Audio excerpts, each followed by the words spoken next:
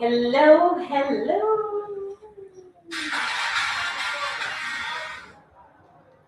Welcome to episode 3 of HRTV season 6. Since we are all still in the Hari Raya season, right, and approaching the final days of celebration, we would like to wish everyone Selamat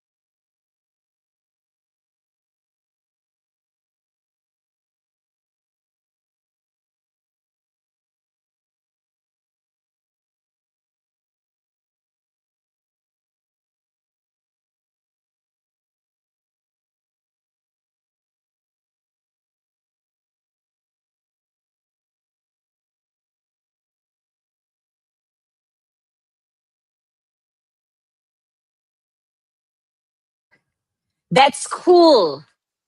So, for those who weren't with us in the previous episodes, starting this year, Compass Mind Asia will be giving away. Well, everyone loves giveaways. I love giveaways. So, one special giveaway to a lucky viewer at the end of the show. Isn't that exciting? So, make sure you stay tuned, stay active in the chat, and don't miss out. We'll share how you can win it later in the season, okay? In this show especially. Without further ado, let's start HRTV episode 3 together, shall we?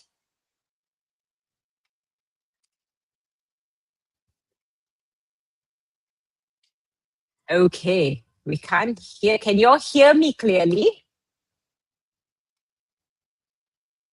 Hello, hi Jasmine. Hi Ishwari, welcome to the show.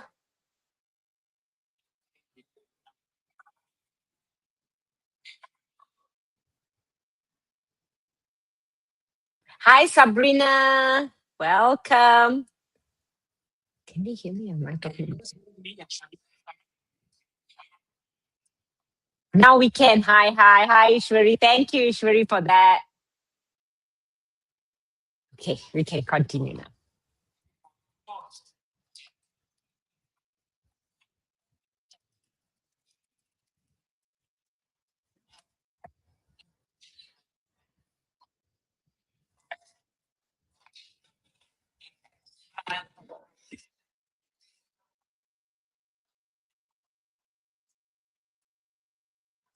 So if you are a HR or an L&D manager and you are planning for your trainings or you have any training related inquiries, do email us at training@compassmind.com or drop me a LinkedIn message at Shireen Kelly. The information is in the ticker below.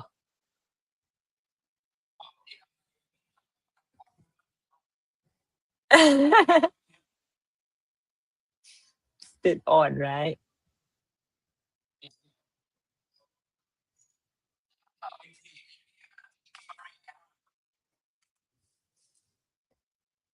Hi, Audrey. Welcome. Fatia, welcome. All right. In the past seasons, can they hear you now? In the past seasons, we engaged with HR experts covering a wide range of topics related to HR and career development, including so many topics like managing workplace burnout, the future at work, and so many, many, many other topics that we've covered. So in case you missed the past episodes and wonder where you can find them, check out my YouTube channel, 𝗵𝗂𝗃𝗿𝗄, and watch it there. But please don't go there now. We will want you on this show. All right. Okay.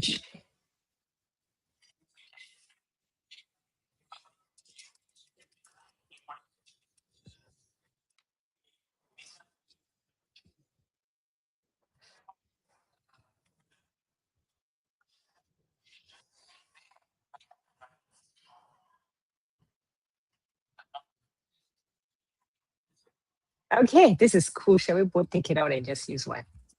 Okay.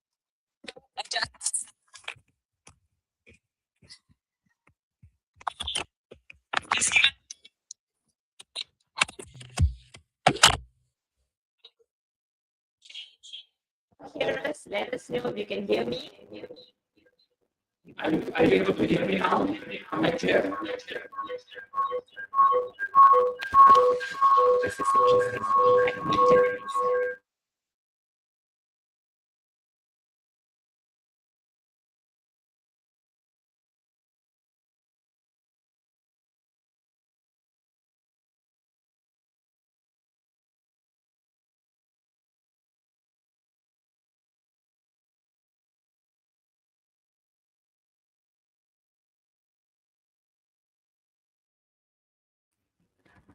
Okay, testing now.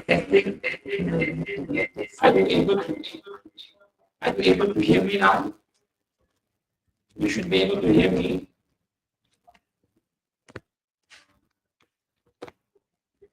This is so interesting. First time we're doing it together. This is cool. This is so cool. Okay, echo. So, okay, can you hear? Okay, fantastic. Thank you so much. Thank you so much. Okay, so for those who doesn't know me yet, so my name is Ajit. I am a HR practitioner for the past 25 over years. Today I am going to be the co-host together with 𝗵𝗂𝗃𝗿𝗄. So do enjoy the session today as well. We have a wonderful session ahead. With me, I have got 𝗵𝗂𝗃𝗿𝗄. Yes, I'm 𝗵𝗂𝗃𝗃𝗿𝗄.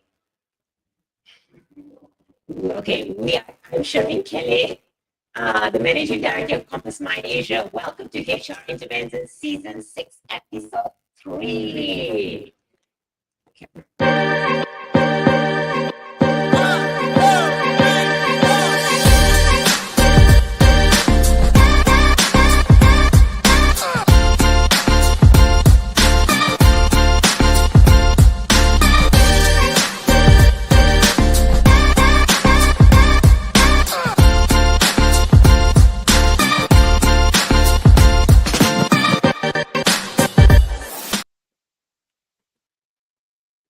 Okay, before we continue, can I know whether you all can hear me?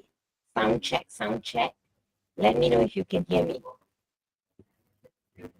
Sound check, sound check. Let me know if I'm clear. Sound check. Still unclear. Loud, loud. Can you guys hear us now? Audio isn't clear. Audio isn't clear.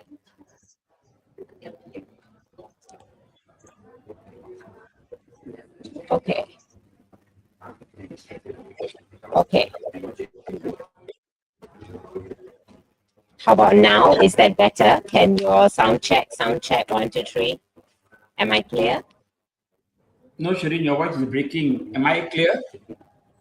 There's a lot of static on the line. No, your voice is breaking, 𝗵𝗂𝗃. Okay, back end, can you all hear me before we start? Because we've got an exciting time for the team, for the people joining us. How about now? Ajit is clear. Okay. Ajit, you move along with the next part. I'm coming to you. Okay. So we have got our guest today with us, 𝗏𝗏𝗏𝗏. Is an accomplished HR strategist for the past 20 years of experience across multinational corporation and leading Malaysia conglomerate. She holds an MBA and and she is also CIPD certified. Currently, she serves as General Manager of Human Resources at Sunway Mall. She drives culture transformation, workforce planning, and leadership development across 8 malls nationwide. She has led large-scale organization restructuring, digital HR transformation, and regional integration efforts in Asia Pacific. Wern advocates coaching culture, employee wellness, and inclusive leadership. Her approach combines strategic thinking with practical alignment of fostering value-driven growth and building culture where businesses thrive. So please, ladies and gentlemen, put our hands together to welcome our speaker today. Hello. Hi, Wern. Hi everyone.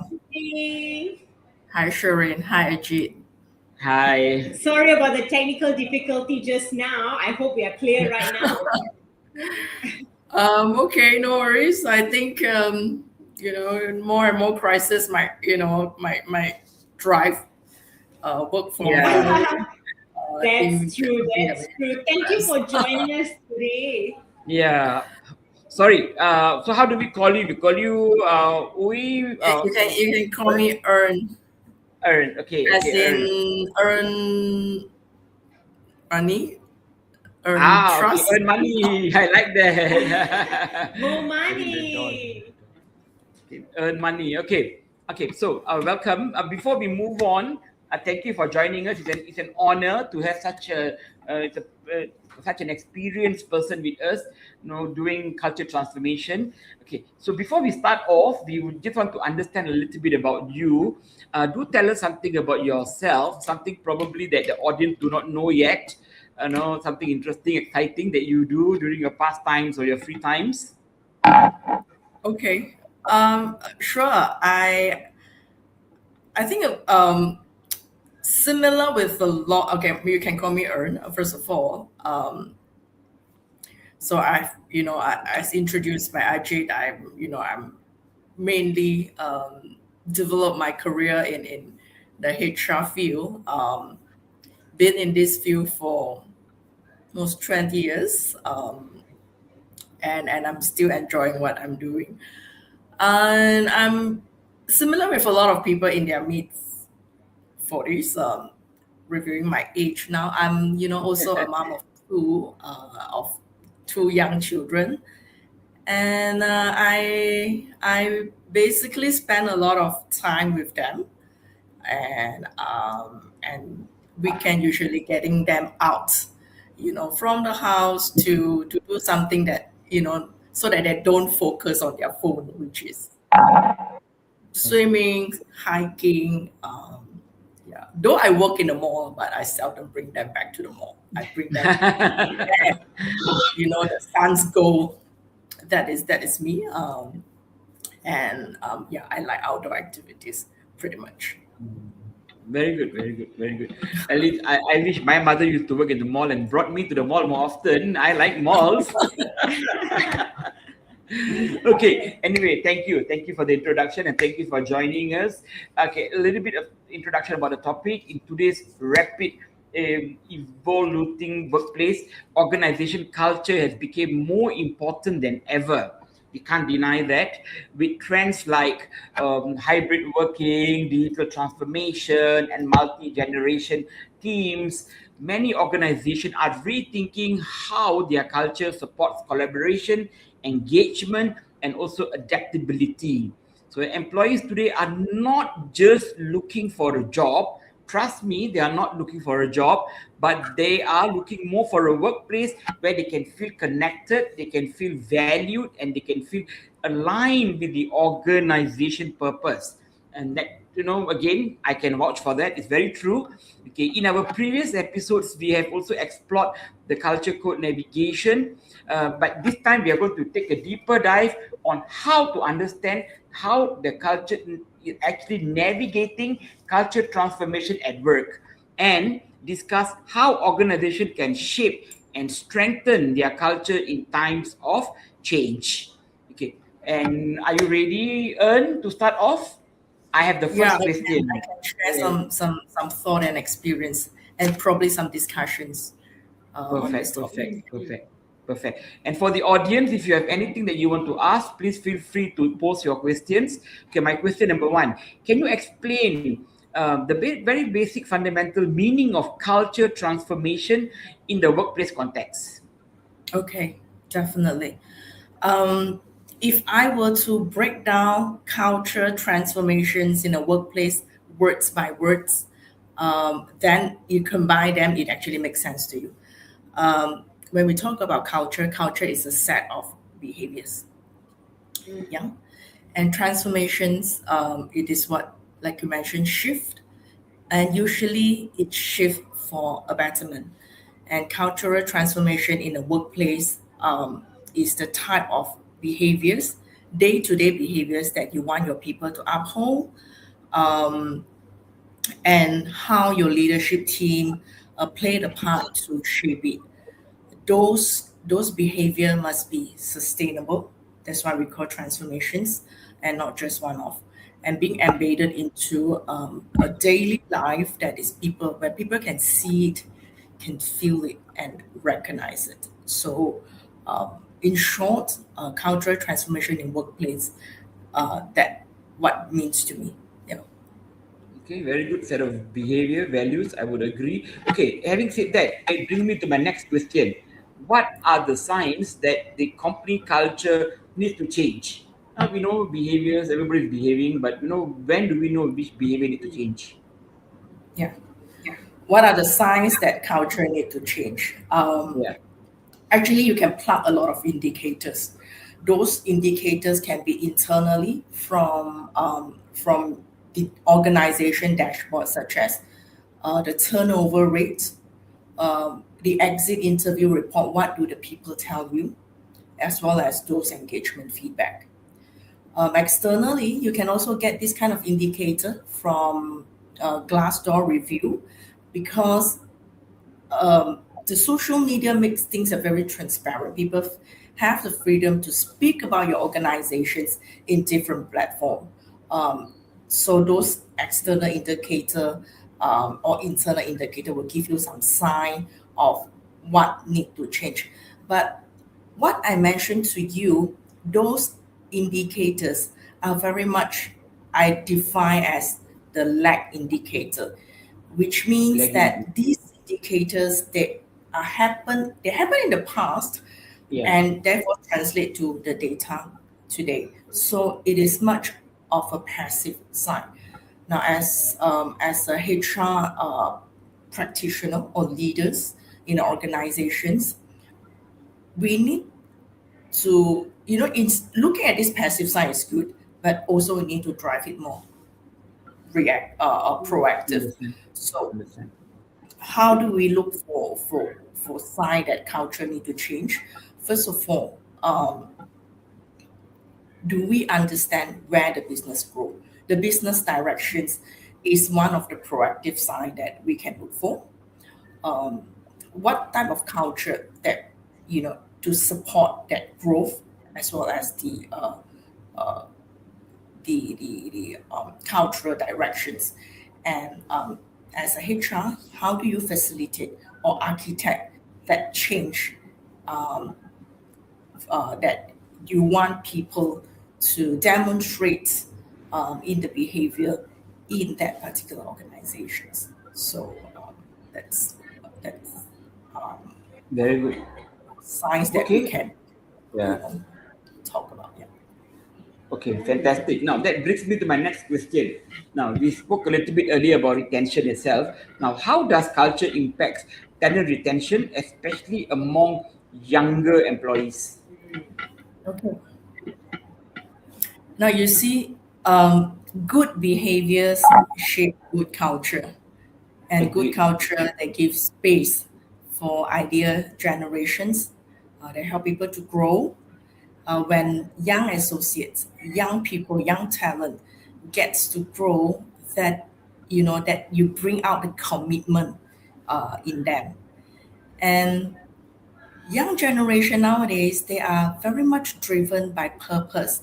Will what they do bring out the a larger purpose in life, and they also want to see their managers, their co-worker demonstrate a consistent behavior, yeah, in that organizations.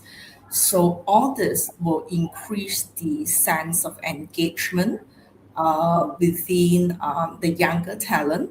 And if you have a better commitment, if you have a sense of engagement, and that's where you increase belongings.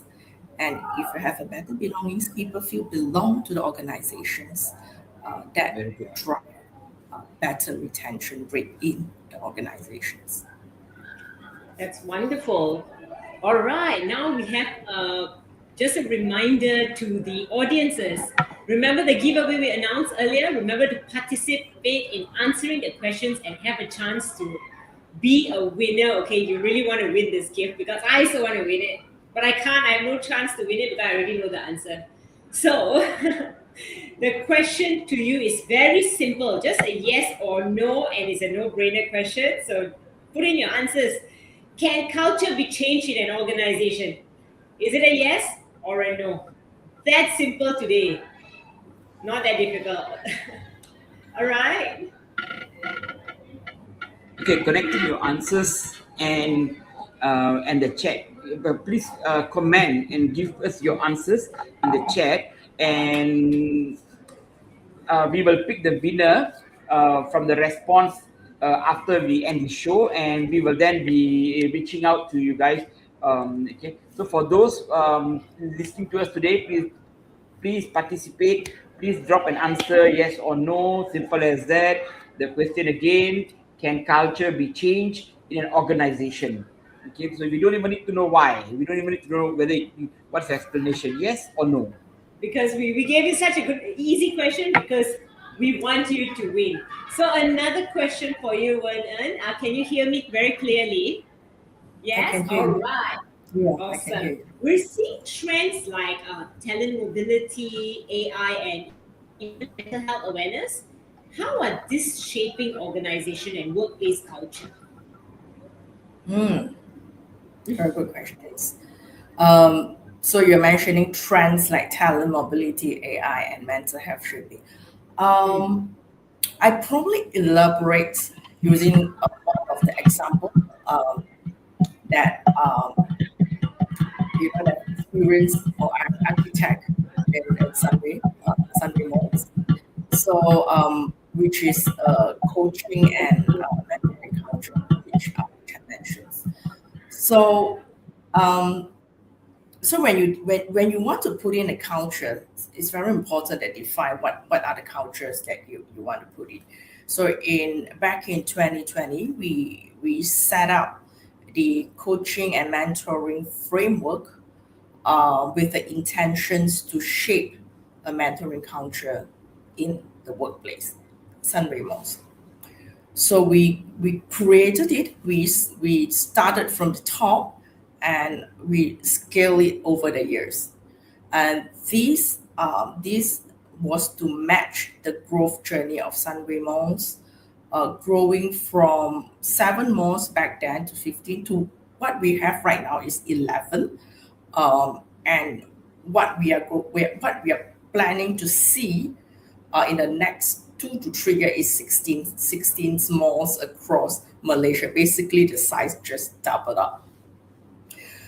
And that growth journey needed a strong mentoring culture to support that growth because we are growing the people as well. So that also match our core value of humility, because we want to bring our people together in this growth journey. Now, so we have done a lot of process to facilitate that culture in the organizations. Now, when those trends, like you mentioned, talent mobility, AI, and mental health come in place, will that affect the culture? I probably see that their influence or the impact in a better way. So talent mobility, where people or young people or people want more exposure in different area or different geographical area or functional area in their workplace, you will see then the culture you have, the talent, the mentoring culture, how you can support this piece to make it even more successful when people move into a different area of work. Now, when and these 2 years, and we see AI in place, we also we also see how this culture we have set in to facilitate the AI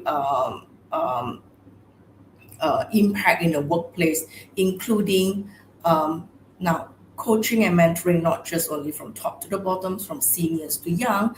It can also do a reverse mentoring. So we will also see that potential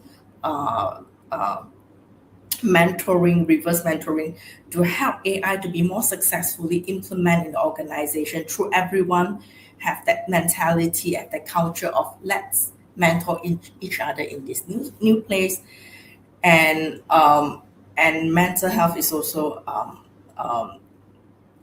a trend in the workplace that a lot of people talk about. And in mental health is a large piece of topic that we can talk about. But one of the areas is to have a safe space for people to speak, a safe space for people to speak where they are uncomfortable, and mentoring and coaching, that one-to-one connection and trust allow that support to take place.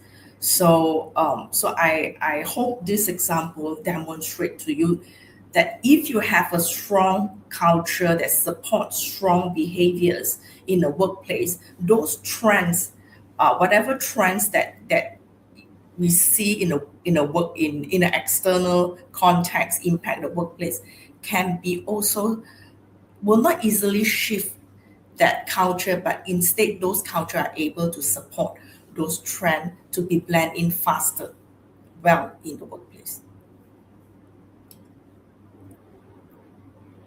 That will be my explanations. I hope that explained a little bit. Yeah, that really explains it. I like how you also link up your personal experience from your organization to share with others, so people can actually learn from how you have implemented it. Yeah.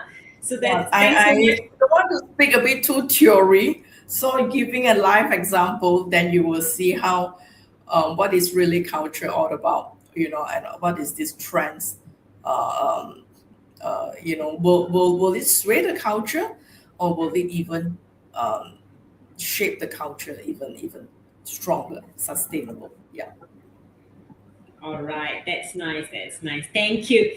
Danny Wong asks us later, can we download this video? Yes, you can go to my YouTube channel and you can download it from there later. In fact, many organizations have used this videos because you see, as Ern is sharing, it's very valuable information. People have used this as their learning journey in the organization too. So yes, to your question, Danny. Ern, another question for you. Some organizations, they've existed for 10 to 20 years. Okay. Am I too... All right, I'm getting closer to the speaker. Putting myself to the laptop so that I can hear. Yeah. All right. What is stopping companies from changing a culture that has, pre-existed for 10 to 20 years? Okay. You are definitely right. We see sometimes a culture that exists for so long is because they have a place for that behavior to grow. We have grown for 10, 20, 30 years, and but the question need to ask is, do we really need to change that culture that already existed for 10, 20, or 30 years? Or probably that is part of the DNA of the organization, which can be a good thing. So what could stop, generally, what could really stop a culture from changing? It could be, number one, let's talk about some big picture first. It could be there is no external driver. If I give an example, if there is no external driver for flexibility culture wouldn't be in place. If there is no external driver for diversity need to happen in organizations, diversity will not be part and parcel of the DNA of the organizations. But of course, internally, we talk about there is a lot of internal behavior that could stop what a culture from happening. Yeah. So for example, there's a driver for a certain culture, but internally what could make it fail? It could be the mindset of the people. It could be no ownership of what need to be done. The leadership might not fully engage and buy into what the change needs to be. Also generate a people fear of changing. And they don't know how to start to shift a culture. So these are potential barriers to the change of culture. Yeah. Okay, thanks for that. Yeah, sometimes the external push is also needed, and together with the internal to really make whether the organization really needs that change or not. Yeah, change of culture. All right, another question will be Before that, we have Arina saying Vello, and we have Siti Haniza saying hi. all right, yeah. Thank you all for joining us today. We have got on the line, which is amazing. We're really learning so much from her. All right, fear and uncertainty often comes with change, right? I mean, people are not comfortable with change, but the only constant thing in life is change, right? So change does cause fear and uncertainty. How could companies address this? Okay. So first of all, there there is a change cycle. People usually the curve. Yeah. So the fear happened in the first half of the curve. So if people have fear about the the change or the uncertainty, one organizations to do is to address one key thing about be very transparent what will be the ends looks like of that transformations, of that change. And when designing the change or designing the transformations, we also need to be explicit clear that what will change, what will not change. So we transparent to inform people what can happen, what will not happen. Support in place is pretty much important as well.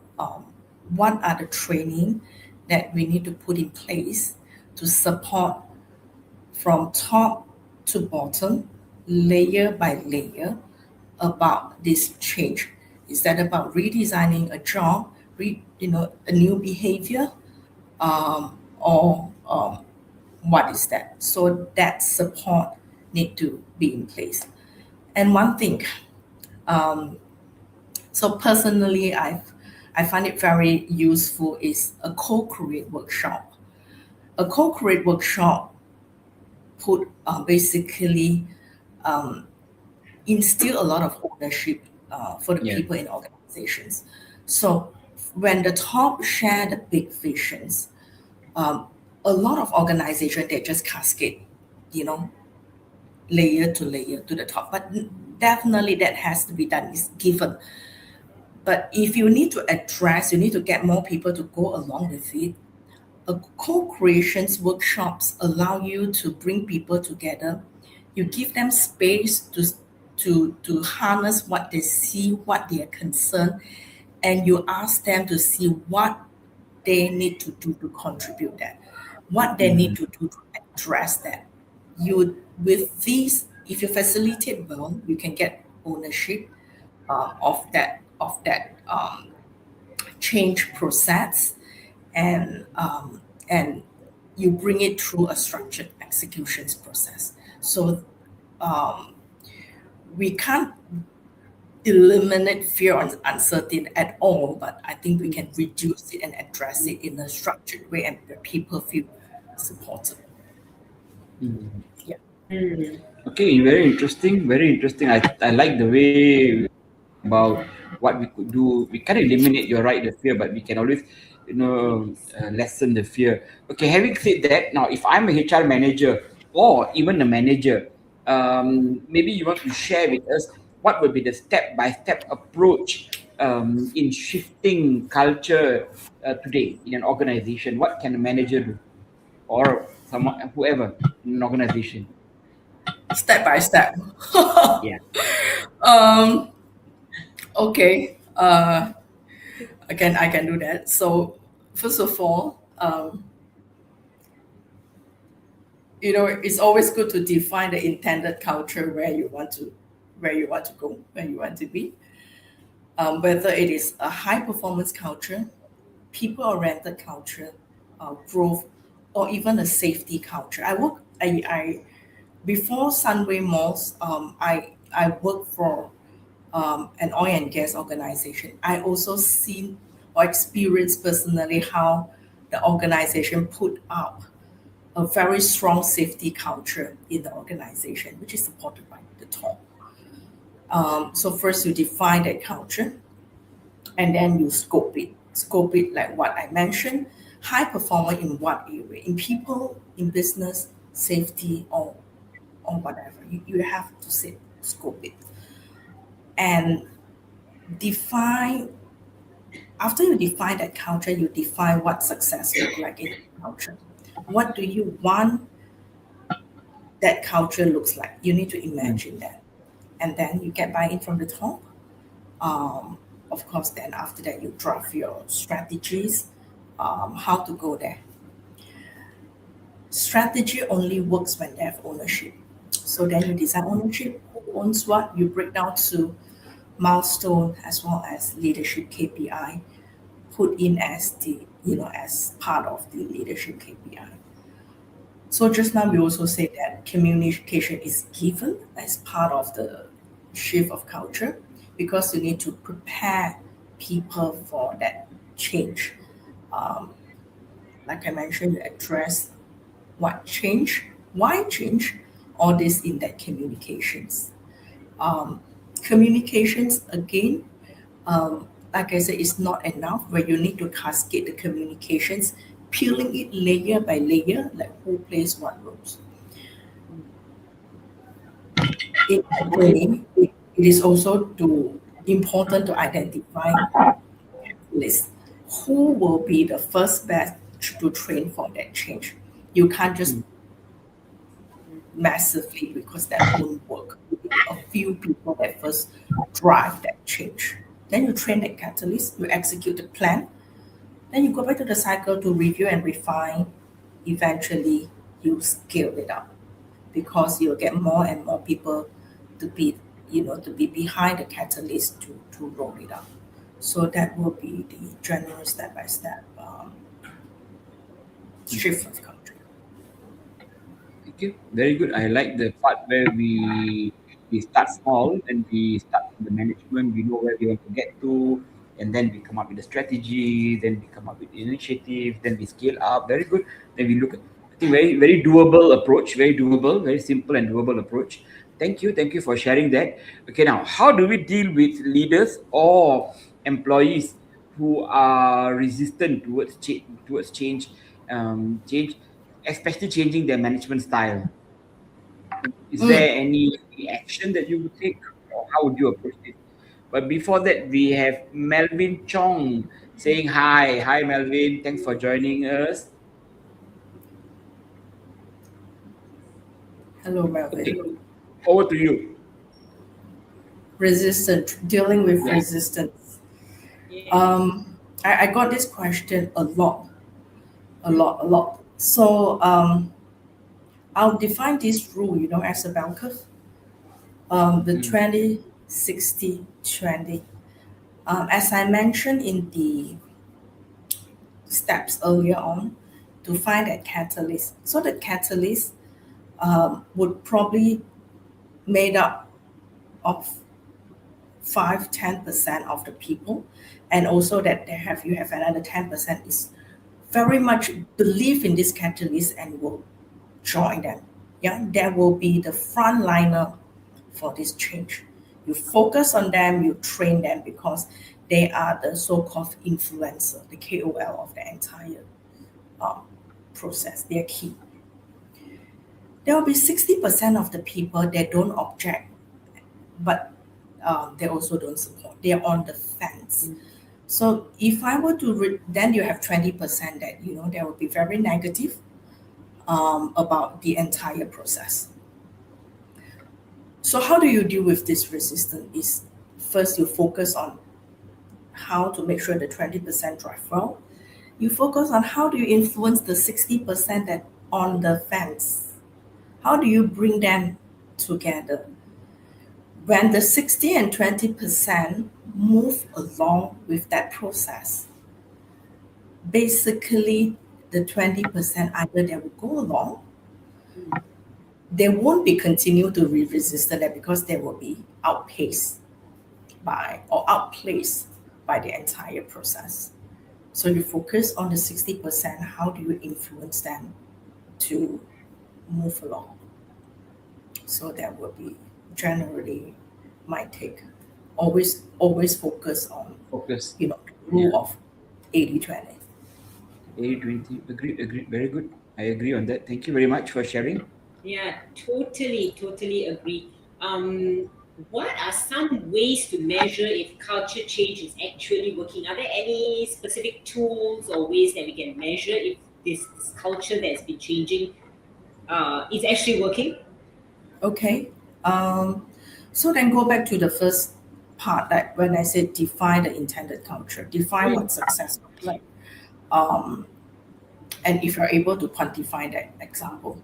So for example, currently we have this coaching and mentoring culture that we are talking about in our organizations.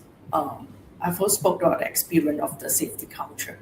So how to measure it is at first you need to quantify. You need to give you need to have a quantifier to those examples. For example, if coaching culture, define how many people that you want to train the program. Define those behavioral change, whether manager asks better question, coach better. How do they deal with people when they come with performance issues? So these are the areas that you can measure. In safety culture, you can measure about the safety incidents in an organizations, whether all this behavior translate to a better safety performance. So these are the ultimate performance that you can measure, with the culture that you intended to put in the organizations. All right. Thank you for that answer. Have you seen cases where culture change actually failed? And if you have seen any of those, what do you think went wrong? Many. All right. It's not an easy process. It takes years to see that result start to show up. But along the way, like I said, there will be the 20% of people that always tell you that this cannot be done. So it fails due to Various reasons. I think the most pertinent one, it will be no ownership to the entire culture or entire plan that you plan to put in. Who does what? Leadership KPI is not defined. So these are the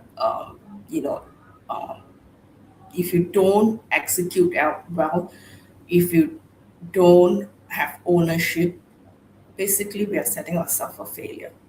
So, or at times you have a good executions plan, but you tie it with one key driver or one person. And if that person left, the entire initiative lost ownership. So it didn't bring to anywhere. So when you really analyze what fails, will that be the strategy that fail or the executions that fail? A lot of time is the executions that fail. Agreed.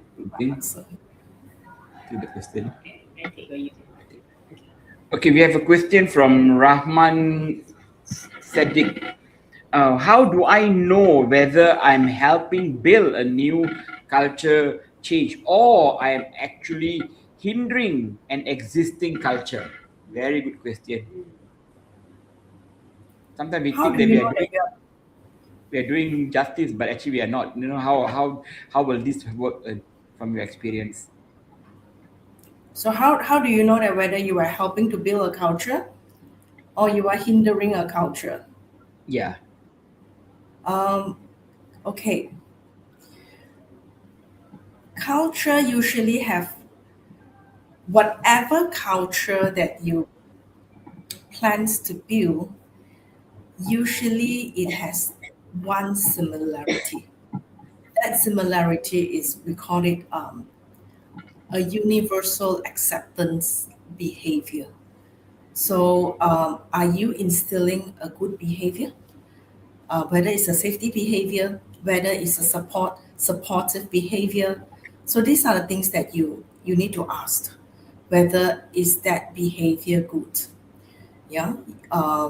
Is that behavior supporting the organization needs? So so if it is not a good behavior, if it is not supporting what the organization needs, then you really need to revisit that. Why I said so? I give you the two examples that have experience. Safety culture in an oil and gas company is key. So therefore, putting a safety culture in the organization helps the organizations to perform better in the business environment. When Sunway malls decided to grow from seven malls, 9 malls to 16 malls in 2 to 3 years, that growth journey, we need a culture to support people to growth, and therefore we put in a mentoring and coaching culture. So you need to ask yourself the culture that putting in, whether it supports the business needs and whether it will generate a better business outcome. So that is key. Okay. To see whether what are we building is supporting the organization. Okay, I would agree. Thank you, Ern, for sharing that. Okay, my next question. This one is a little different. What kind of culture do you think organization must build to stay relevant in the next maybe 3 to 5 or 10 years? Organization must build. That's a very generic question, but if I were to answer it, organization must build a high performance culture. High performance. Must build a high performance culture. Because the market is very competitive. But in your area of business, you need to scope it, be high performance. What high performance means to you? Because high performance can be very generic. If you don't scope it, you're shooting the bullets in the air. So scope it, then you define it, then you will see success in that particular scope that you want to do. Okay, understand. I think fair enough. Okay, now, in order to drive that high performance culture, what kind of structured learning or development initiative that actually helps drive culture transformation in an organization, maybe in the short period?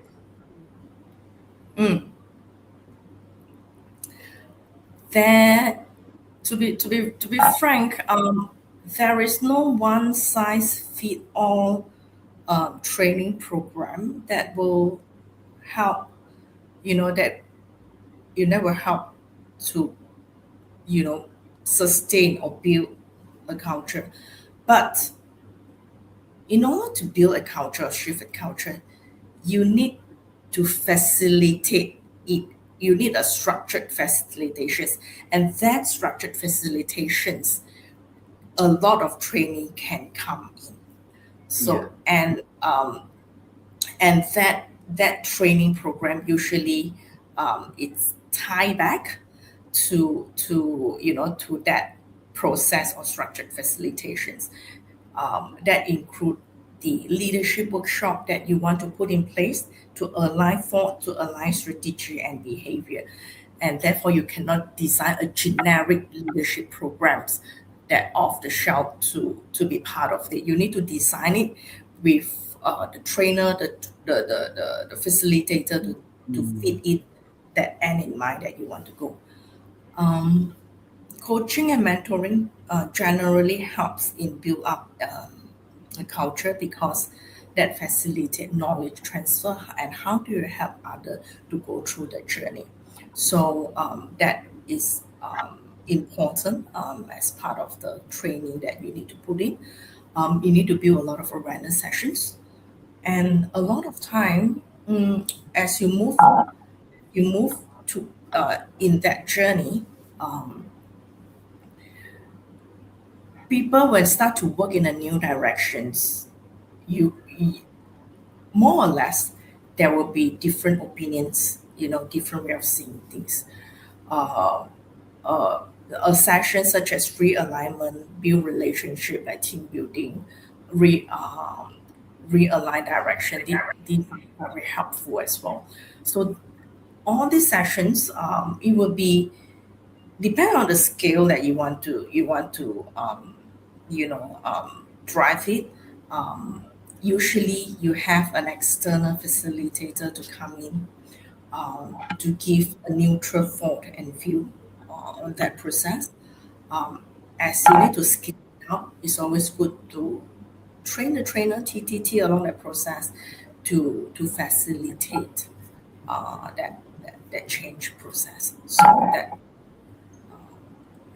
that will be my thoughts. Yeah, I in short, no one off the shelf generic training that Yeah, there's no one fit all. Agreed.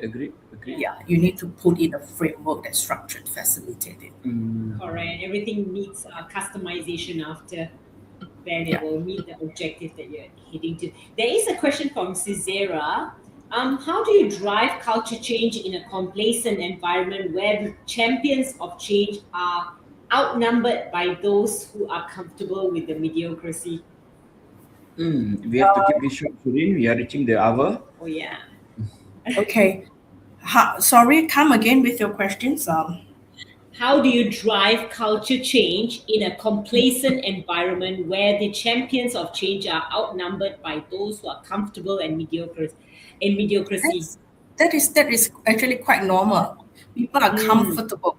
But first of all, will your leader buy your idea of what that change looks like? Will your number one people and those report to him buy it? If yes, most of them buy it, you follow the step like I mentioned just now. You build it into their KPI because that each leaders, the number one and those report to number one, they play a key role to influence those reporting to them on that change. Then you put in a process for them to drive change and measure it year by year. This year, what is your achievable targets? And change I can tell for the past few cultural change I've seen it, usually the results start to surface after 2 to 3 years. 2 years fast. 3 years is where you start to see positive changes. So resilient and persistent is one of the behavior as the catalyst of change need to have. That certainly would have answered Cesara's question. Yeah, because like he's right, of course, there is only a couple number of champions and the rest are like very comfortable without the change, you know? So it does take time for change to happen, yeah. So, wow, I'm glad, Ajit, you told me that we're coming to the end. I was so into Ern's conversation today. I didn't even believe the time is up. We're coming to the end of the session today. The past hour really flew so quickly. Really didn't realize. So big thank you to you, Ern, for taking the time to join us today and for sharing such valuable perspective and real life insights on workplace culture and transformation. I love it how you put your own experience into it as you explained it to us. That was really wonderful. Thank you very much. And I think very enriching experience. Even me being a very senior culture transformation person, I think what you said today was spot on and very useful and very trendy. I think what is needed for now environment. Okay, thank you very much for that sharing. And for the audience, if you have benefited from this this talk show, please type thank you to let us know that you enjoyed as well. You know, and thank you very much again for joining us. All right. Once again, really, we'd like to thank you, Ern, for joining us. And before we end, if there any way the audience can reach out to you, Ern, if they have any other further questions, would it be your LinkedIn? Yeah. All right, then the team will share. Actually visit my LinkedIn. LinkedIn is the easiest way to reach you. Yes. Yeah, okay. So yeah, if you want to reach out for more questions to Ern, do drop a LinkedIn message to her. Her LinkedIn information is right on the ticker below. So before we go, don't forget to follow Compass Mind Asia on LinkedIn for more HR insights, industry updates, and also upcoming HR episodes. We thank you to our speaker and to everyone who joined us today. We truly appreciate your time. Of course, the engagement, the questions that you asked throughout the session. Thanks again for watching. Stay proactive, stay ready, and make sure you keep growing and enjoy the last few days of Hari Raya, I'll say. Till we meet again on the next episode. We'll see you soon. Bye-bye. Bye.